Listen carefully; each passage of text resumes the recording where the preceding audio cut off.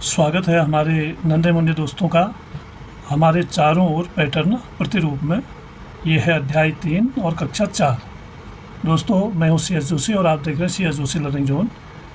आइए गिनते हैं। गुंडप्पा के पास कुछ भूमि है, इसमें नारियल के लंबे लंबे वृक्ष हैं। गुंडप्पा के पास कितने नारियल के वृक्ष हैं? ये जो यहाँ पर चित्र दिखाया गया है, ये गुंडप्पा का नारियल के वृक्ष हैं। ये तो ये कितने हैं, ये आपने गिन के बताने हैं।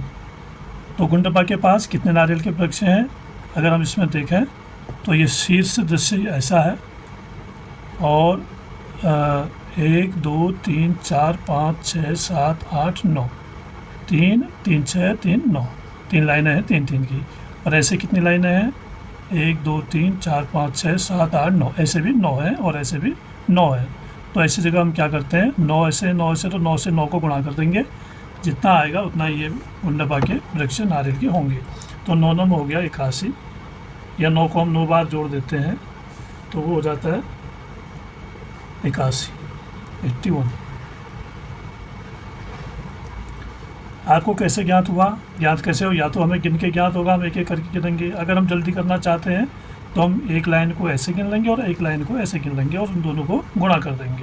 तो हमें ऐसे ज्ञात हुआ कि हमने इस लाइन के वृक्ष गिने और इस अंतिम लाइन के वृक्ष गिने दोनों को, यानी ये स्तंभ है और ये पंक्ति है। इस पंक्ति के वृक्ष और इस स्तंभ के वृक्षों को गुणा कर दिया, दोनों 9 9 है और ये हो गया 9 9 81। दोस्तों, आगे देखते हैं। गुंडप्पा ने प्रत्येक वृक्ष से 5 नारियल तोड़े। अब इन सब में से हर एक पेड़ से 5 5 तोड़े, क्योंकि 81 नारियल 81 पेड़ उसके पास हैं।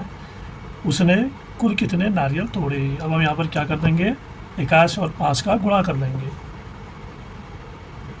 81 को 5 से गुणा कर देंगे तो निकल आएगा 5 एकम 5, 5 अट्ठे 40, 405 नारियल उसने कुल तोड़े। क्योंकि 81 वृक्ष थे, 81 वृक्ष हैं और 1 से 5 नारियल तोड़ता है, तो कुल नारियल हो गए 405। आगे बढ़ते हैं। मुनि अम्मा प्लेटें और कप बनाती है। ये जो कागज़ के प्लेट होते हैं, ये कागज़ और प्लेट कप बना रही है।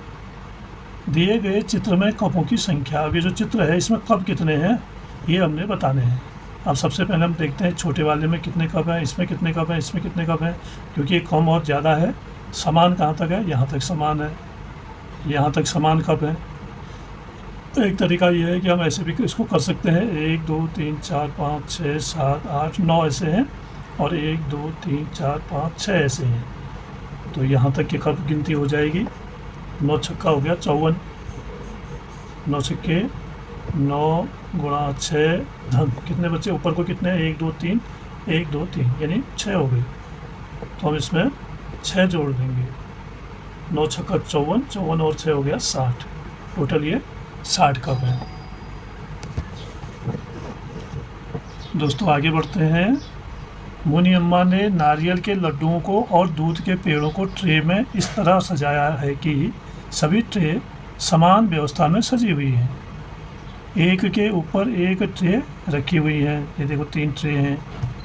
तीनों ट्रे में नारियल के कुल कितने लड्डू हैं? तीनों ट्रे में दूध के कितने पेड़े हैं? अब लड्डू, नारियल के लड्डू और दूध के पेड़े हमने अलग अलग बताने हैं। अब आप देख रहे हैं यहाँ पर नारियल के लड्डू ये हैं और दूध के पेड़े ये हैं। तो इसको आप गिन के भी बता सकते हैं। 1 2 3 4 5 6 7 ये हैं, 8 9 10 11 12 13, यानी कुल जो है 13 जो है नारियल के लड्डू हैं।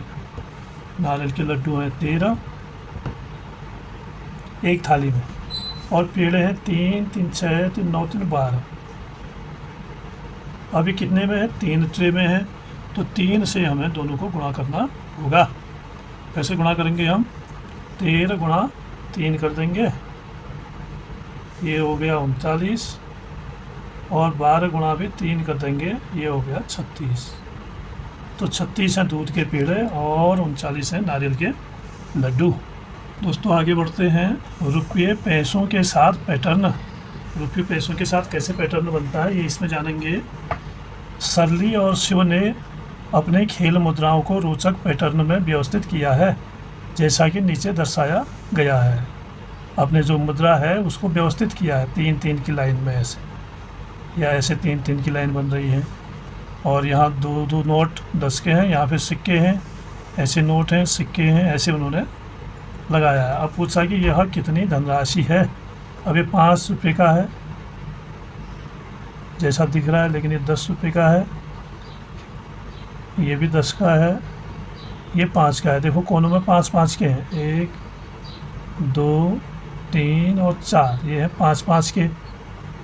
और ये 10 के हैं, 1 2 3 और 4, ये 10-10 के हैं।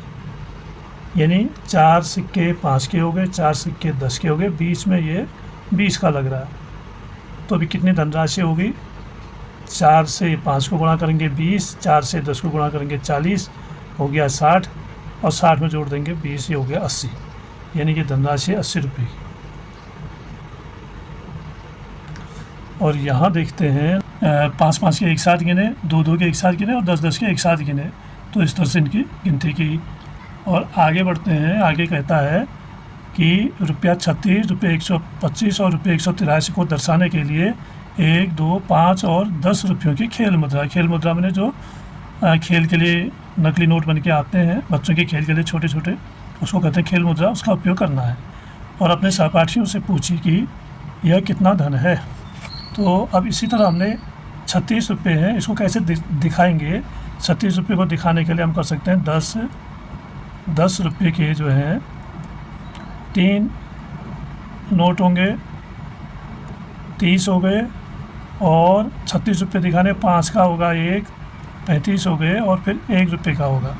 यानी 10 या 30 ये हो गए, 5 ये हो गए, 1 ये हो गया। यहाँ पर धन होगा 1, तो कुल मिला के हो गए 36 रुपये। तो 31 रुपये को हम इस तरह से दर्शाएंगे। इसी तरह से फिर कह रहा है 125 रुपये कैसे दर्शाए। तो 125 रुपये को दर्शाने के लिए क्या करते हैं, 12 नोट आपके 10 के हो सकते हैं, 12.120, ऐसा भी आप कर सकते हैं। या 100 का 1 नोट भी हो सकता है, 50 के 2 नोट भी कर सकते हैं 100 में हम। तो यहाँ पर अगर हम 10 रुपये के नोट करें तो 10 रुपये के 12 नोट हो जाएंगे, 120 रुपये हो जाएंगे। धन 1 नोट होगा 5 का, ये 5 रुपया हो गया। तो दोनों को हम जोड़ देंगे, ये हो गई 120 धन 5 बराबर 125। फिर है 183 रुपये को दर्शाने के लिए क्या करेंगे, 183। इसको दर्शाने के लिए हम 10 रुपये के नोट अगर लें तो ये हो जाएंगे 18। तो 18 नोट हो जाएंगे 10 रुपये के धन। फिर बचे 3 रुपये, तो 3 रुपये के लिए धन 1 हो जाएगा 2 रुपये का, और 1 हो जाएगा 1 रुपये का। तो 180 ये हो गए, धन 2 रुपये ये हो गए, धन 1 रुपया ये हो गया। तो कुल मिला के हो गए 183 रुपये। तो इस तरह से हम इसको प्रश्न को हल करते हैं। 2 विधियाँ। सरली और शिव ने अपने सिक्कों को नीचे दर्शाए चित्रों के अनुसार व्यवस्थित किया है। त्रिभुजों में सिक्कों की संख्या देखिए, ये सरली के हैं, ये शिव के हैं। तो सरली ने क्या किया है, इस त्रिभुज के अंदर 3 सिक्के हैं, ये 5 सिक्के हैं। अब ये कितने सिक्के हमने यहाँ लिखना होगा, 1 2 3 4 5 6 7 8 दूनी 16 हो गए, 17। ये सिक्के हैं 17। इसमें कितने हैं, 2 2 4 2 6 का 7। इसमें कितने हैं, 2 4 6 8 10 11। इसमें है 1। ऐसे शिव ने 4 यहाँ इकट्ठे किए हैं, 2 4 6 8 इसमें है, 2 4 6 8 10 12 इसमें है, 2 4 6 8 10 12 14 यहाँ पे हैं, 2 4 6 यहाँ पे हैं। त्रिभुजों में सिक्कों की संख्या लिखनी थी, वो हमने लिख ली है। अब हम आगे बढ़ेंगे। अब कह रहा है शिव द्वारा की गई व्यवस्था का वर्णन कीजिए और सिक्कों की संख्या लिखिए। शिव ने जो व्यवस्था की है उसका वर्णन करना है और सिक्कों की संख्या भी लिखनी है। अब उसने कैसे व्यवस्था की है, शिव के पास सम संख्या के सिक्के हैं, आप देख रहे हैं कहीं पर भी 4 बराबर सिक्के हैं दोनों लाइनों में, इसमें भी बराबर हैं, इसमें 12 हैं बराबर हैं, इसमें 8 हैं, तो सम संख्या है। ऐसे व्यवस्था उसने कर रखी है। और सरली के पास सब विषम है, ये 3 है, ये 17 है, यहाँ पर 11 है, यहाँ 5 है, मतलब हर लाइन में एक सिक्का कम हो रहा है। इसमें 4 पूरे हैं तो इसमें 3 ही हैं। इसमें 1 2 3 4 5 6 7 8 9, इसमें 9 है तो इसमें 8 है इस लाइन, मतलब हर लाइन में एक सिक्का कम है। तो इस तरीके उनकी व्यवस्था है। अब सिक्कों की संख्या हमने लिखनी है। तो शिव के पास कितने सिक्के हैं? 4 ये हो गए, 8 4 8 नहीं 4 6 8 12 14, इसको हम यहाँ लिख देंगे। 4 6 8 12 और 14 यहाँ पर लिख देंगे सिक्कों की संख्या। 4 6 8 12 और 14, यानी इन सबको अगर हम जोड़ देंगे तो ये हो जाएगा 4 और 6 4 10 10 18 18 और 12 30 30 और 14 44। ऐसे खड़े करके भी आप जोड़ सकते हैं, खड़े करके लिख के। तो ये कुल कितने सिक्के हैं? 44 सिक्के। अब ऐसे ही व्यवस्था का वर्णन करने के लिए हम क्या करेंगे? शिव के पास सम संख्या के सिक्के हैं, कुल 44 सिक्के हैं, और उसने सम व्यवस्था बना रखी है, विषम नहीं सम संख्या में व्यवस्था कर रखी है, और सरली ने कर रखी है विषम संख्या की व्यवस्था। इसके बाद कुल कितने सिक्के हैं उसका हिसाब लगा के देखते हैं। सरली के पास हैं 3 11 17 1 7 5, यानी 1 3 5 7 11 17 लिख लेंगे यहाँ। 1 3 5 7 11 और 17 विषम संख्या के सिक्के इसके पास हैं, और अभाज्य संख्या है। तो इतने सिक्के हैं। कुल सिक्के कितने हैं इसके पास अगर हम जोड़ें तो 3 1 4 5 4 9 9 7 16 16 और 11 27 27 और 7 34 10 44 सिक्के इसके पास भी हैं। देखो सिक्के दोनों के पास 44 थे, और लेकिन इसने विषम संख्या में सम संख्या में लगाए थे, और सरली ने विषम संख्या में लगाए थे। शिव ने अपनी संख्याओं को युग्म में व्यवस्थित किया, युग्म में जोड़ा। हम ऐसी संख्याओं को सम संख्याएँ कहते हैं, सरली की संख्याओं को विषम संख्याएँ कहते हैं। 1 से 20 के बीच की संख्याओं में सम और विषम संख्याएँ पहचानिए। आप संख्याओं की युग्मन व्यवस्था को यहाँ दर्शा सकते हैं, इसमें लिख सकते हैं। 1 से 20 तक की संख्याओं को कौन सम है कौन विषम है। पहले विषम संख्या आती है 1 3 5 7 9 11 13 15 17 और 19, ये विषम संख्याएँ हैं। और सम संख्याएँ 1 से 20 तक की 2 4 6 8 10 12 14 16 18, ये है सम संख्याएँ। क्या आपको लगता है कि 2 के पहाड़े में सभी गुणनफल सम संख्याएँ हैं? 2 का पहाड़ा ही बन गया, यहाँ पर आप देख रहे हैं। तो सभी क्या है इसमें सम संख्या, यानी 2 के पहाड़े में जितने भी संख्याएँ आएंगी सब क्या होंगी? सम संख्याएँ होंगी। आगे देखिए,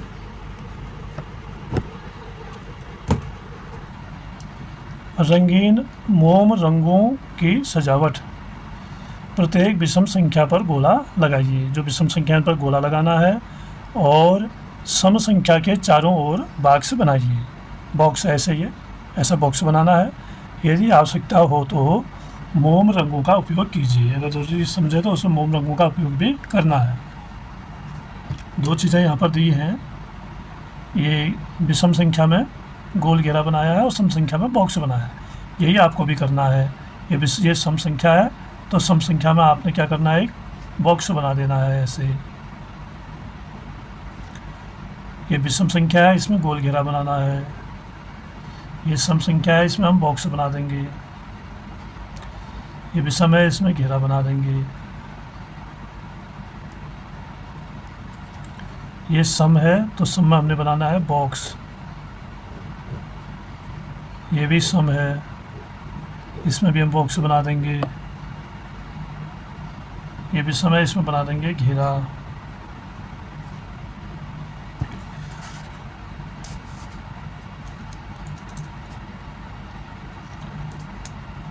और और ये सम संख्या है, इसमें बना देंगे हम बॉक्स। ये विषम है तो इसमें बना देंगे ये घेरा।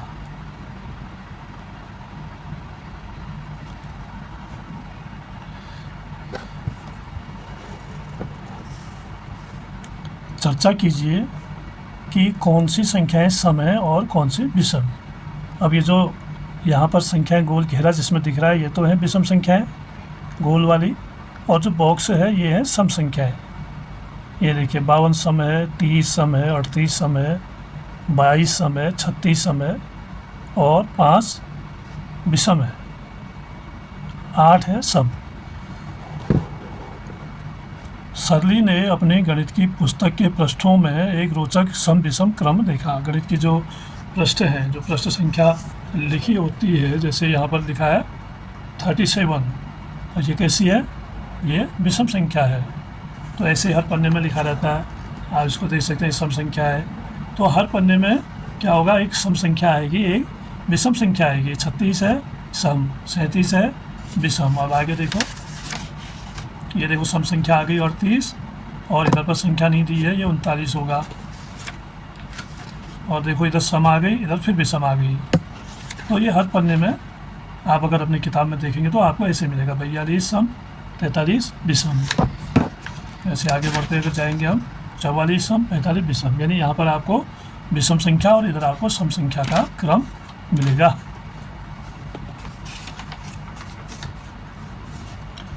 अपनी गणित की पाठ्य पुस्तक का अवलोकन कीजिए और पता कीजिए कि सरली ने क्या देखा। जो हमने अभी आपको बताया वही सरली ने देखा।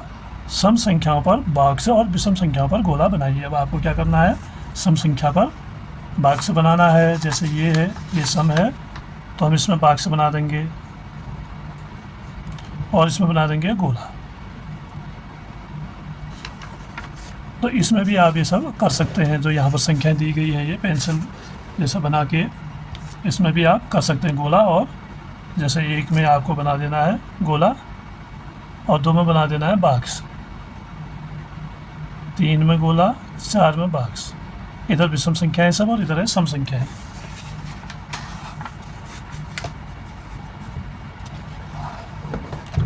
अब हम आ गए हैं पेज नंबर 38 पर। 38 पर देखिए, पहचान कीजिए कि निम्नलिखित संख्याओं में से कौन सी सम संख्या और कौन सी विषम संख्या है। अपने उत्तर के लिए तर्क दीजिए। ये विषम संख्या यहाँ लिखनी है, सम संख्या इधर लिखनी है।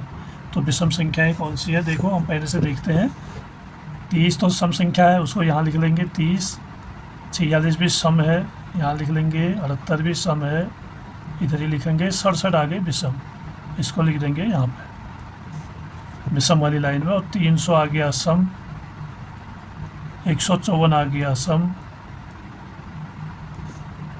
415 आ गया विषम, और 99 आ गया विषम संख्या। अब आप सम संख्या और विषम संख्या को पहचान चुके हैं तो इनको भी पहचान जाएंगे।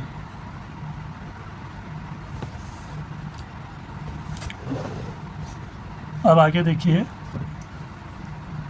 विषम संख्या उसे कहते हैं जिसमें युग्म पूरा नहीं होता है ना। युग्म मैंने जोड़ा नहीं होता है, उसमें एक बचेगा, लास्ट में एक बचेगा। बहुत सम संख्या में पूरे युग्म बनते हैं, लास्ट तक कहीं तक भी संख्याएं हो उसमें पूरे युग्म बनेंगे। जैसे 300 है, 150 का युग्म हुआ है, जोड़ा हुआ। तो 67 में 66 का तो जोड़ा हुआ, 67 वहाँ बच जाएगा। तो इस तरह से आप इसको समझिए। फिर है, बिना पुनरावृत्ति किए अंक 1 और अंक 6 का उपयोग करके दो अंकी संख्याएं बनाइए। 1 और 6 का उपयोग करके 2 संख्याएं बनानी है। कितनी? 2 अंकी संख्याएं बनानी है। अब संख्या 1 का उपयोग और 6 का उपयोग, एक तो हो गया 16 और एक हो गया 61। 2 संख्या हमने बना दी। सम या विषम संख्याओं को पहचानिए। दोस्तों ये 16 है, 16 में इकाई में 6 है, 6 सम होता है, 2 4 6, 2 के जोड़े में होता है तो ये संख्या भी सम होगी। और इसमें 1 आ रहा है, 60 के बाद 61 है, 1 बच जाएगा तो ये संख्या विषम है। ये संख्या हमने बना दी। सम या विषम संख्या को पहचानिए। अब कोई 2 अंक चुनिए और उनसे 2 अंकीय सम संख्याएं बनाइए। अब हमने 2 अंकीय सम संख्याएं बनानी हैं। तो कोई भी संख्या हो सकती है, जैसे 26 हो सकता है और 62 हो सकता है। 6 और 2 का अंकल है तो ये दोनों जो है वो सम संख्याएं बनेंगे। आगे देखते हैं 1 से 100 तक की संख्याओं में सम संख्या अधिक है या विषम।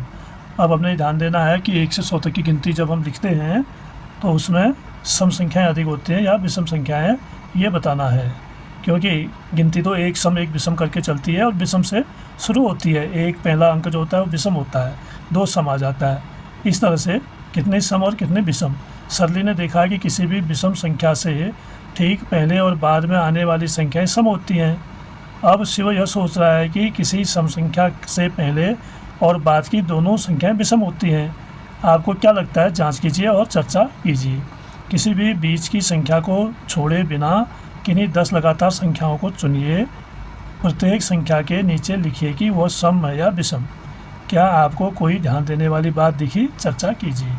अब हमने कुछ संख्याओं को चुनना है। जैसे इसने 20 से चुना है, 20, 21, इसको लिख देंगे 22, 23, 24, 25, 26, 27, 28 और 29। अब इसके नीचे लिखना है सम है या विषम। 20 सम, 21 विषम, 22 है सम, 23 है विषम, 24 है सम, 25 विषम, 26 सम। तो दोस्तों 26 सम संख्या है, 27 विषम है, 28 सम है और 29 विषम है।